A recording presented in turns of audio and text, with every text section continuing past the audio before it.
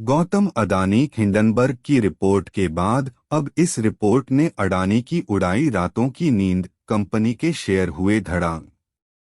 कुछ दिन पहले हिंडनबर्ग की रिपोर्ट के सामने आते ही गौतम अडानी को अरबों का नुकसान हुआ था और अब इस नई रिपोर्ट ने अडानी को एक और तगड़ा झटका दे दिया है।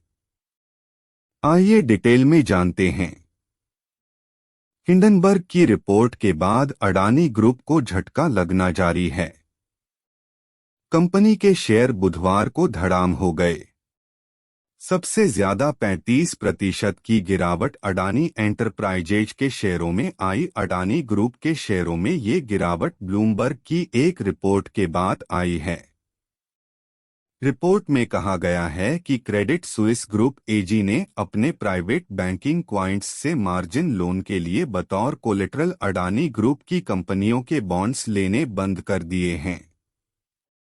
रिपोर्ट में कहा गया कि Swiss lender Credit Suisse group AG की प्राइवेट बैंकिंग इकाई ने Adani ports and special economic zone, Adani green energy और अडानी इलेक्ट्रिसिटी मुंबई लिमिटेड की तरफ से बेचे गए नोट्स को जीरो लेंडिंग वैल्यू दी है।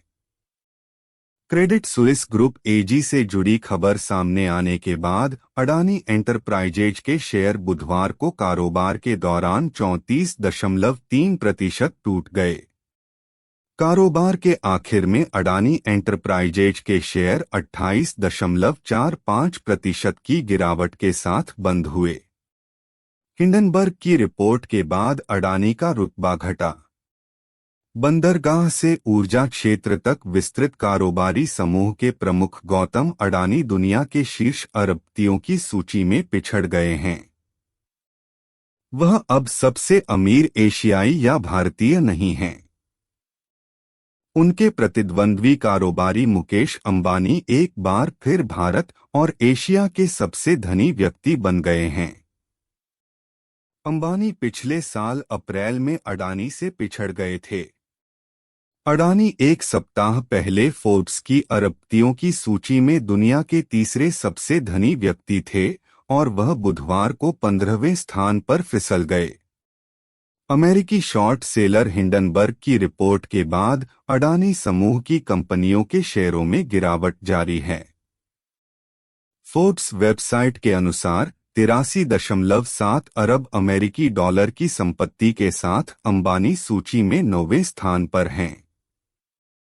अडानी की संपत्ति में पिछले साल 44 अरब डॉलर का इजाफा हुआ था और पिछले एक सप्ताह में उनकी संपत्ति तेजी से घटी है। वह इस समय वैश्विक अरबपतियों की सूची में 75.1 अरब डॉलर की संपत्ति के साथ 15वें स्थान पर हैं।